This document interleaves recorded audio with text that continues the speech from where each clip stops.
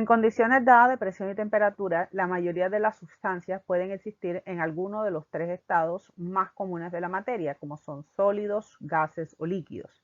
Los gases, que son el tema de esta unidad, tienen un comportamiento que es relativamente fácil de predecir y que ha tenido una gran influencia en lo que es el estudio de la teoría atómica de la materia y la teoría cinética molecular de los gases.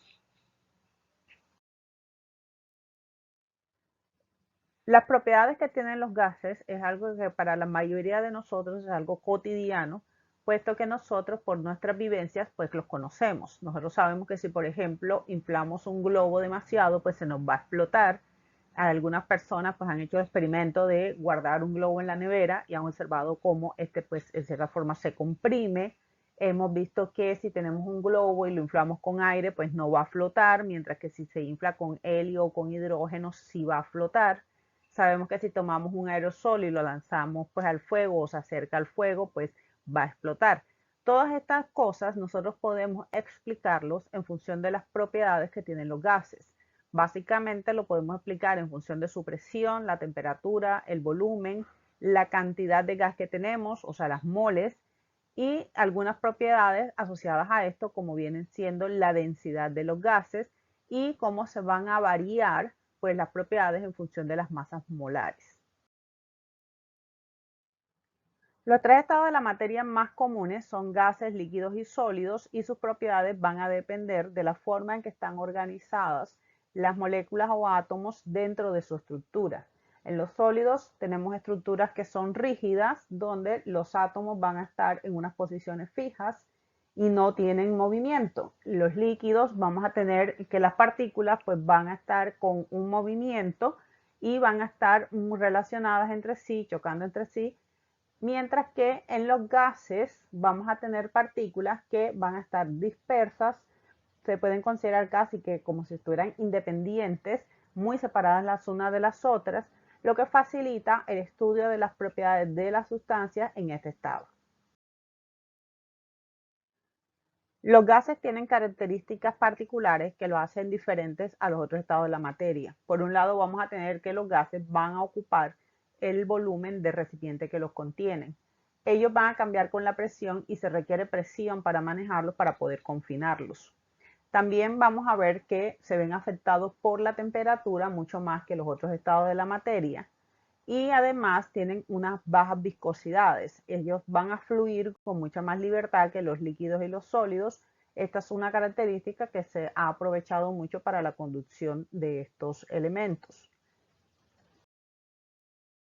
Además, ellos suelen tener unas densidades muy bajas, a diferencia de los sólidos y los líquidos, donde la densidad se expresa en gramos sobre mililitros. En los gases se expresa en gramos por litros. Una de las características más significativas de ellos es que ellos son miscibles. Ellos se van a difundir los unos con los otros y se van a mezclar en todas proporciones. Esto es importante, por ejemplo, cuando nosotros estudiamos el aire, que es básicamente una mezcla de diferentes gases, entre los que vamos a tener hidrógeno, nitrógeno, oxígeno, flúor, ozono, dióxido de carbono, metano y otros muchos más. Y cada día pues le estamos agregando más con los gases que se emiten a la atmósfera.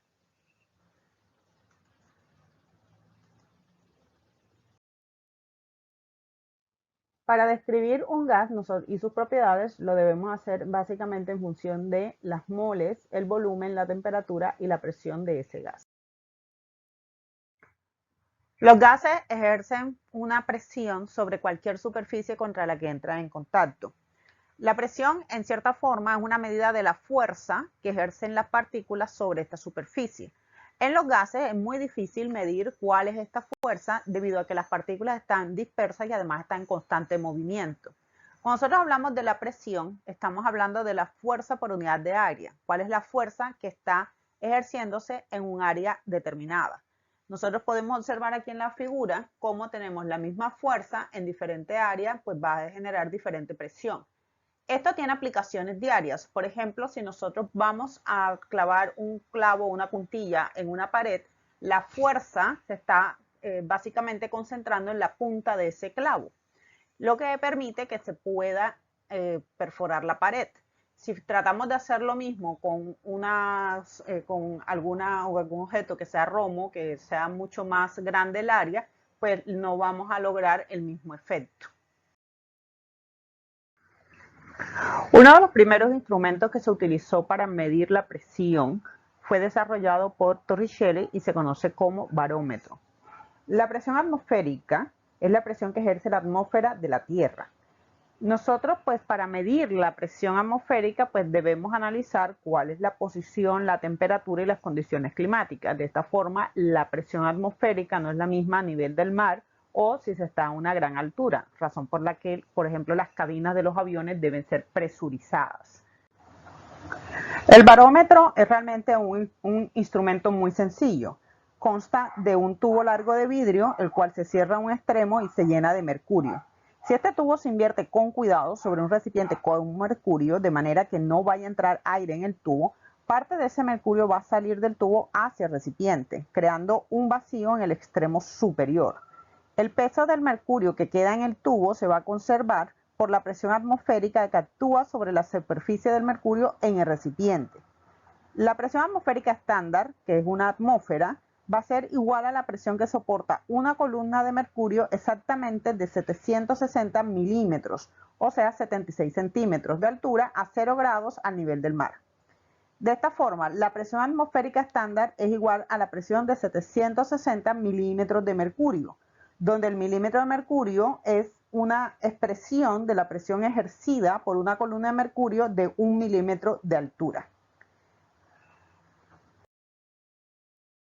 Además del miligramo de mercurio, también se ha introducido la unidad de medida Tor en honor a Torricelli y es equivalente a exactamente 1 milímetro de mercurio.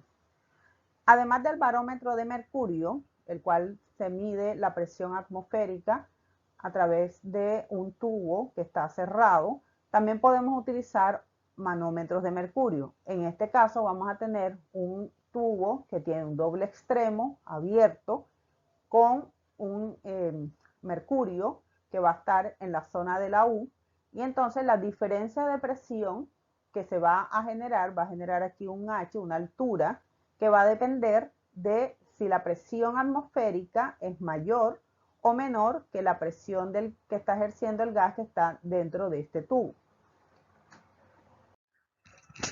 Existen diferentes formas de expresar la presión. En el Sistema Internacional de Medidas se utiliza el Pascal. Sin embargo, pues también se utilizan otras medidas dependiendo del área en el que se está trabajando. Por ejemplo, en química, la forma más común de expresar la presión viene siendo la atmósfera o los milímetros de mercurio. Mientras que en otras áreas, como la ingeniería, se utiliza más, por ejemplo, el bar, que es una unidad internacional de uso bastante común y que tiene una relación casi que 1:1 con la atmósfera. Una atmósfera es igual a 1,01 bar. También se utiliza el pascal o el kilopascal o el PSI, que viene expresado por la fuerza sobre área y es bastante común en ingeniería. Entonces, dentro de las unidades de presión que más se utilizan tenemos la atmósfera, que se define como la presión que ejerce una columna de mercurio con una altura de exactamente 760 milímetros, cuando la densidad de mercurio está dada por 13.59 gramos sobre centímetro cúbico a 0 grados centígrados y la aceleración de la gravedad es de 9.8 metros sobre segundo. Una atmósfera es igual a 760 milímetros de mercurio. En el sistema internacional la presión se va a medir en pascal, que viene expresada en newton sobre metro cuadrado. Por definición, un newton es la fuerza que se requiere para dar a una masa de 1 kilogramo una aceleración de 1 metro por segundo, que es lo que nosotros expresamos en esta fórmula.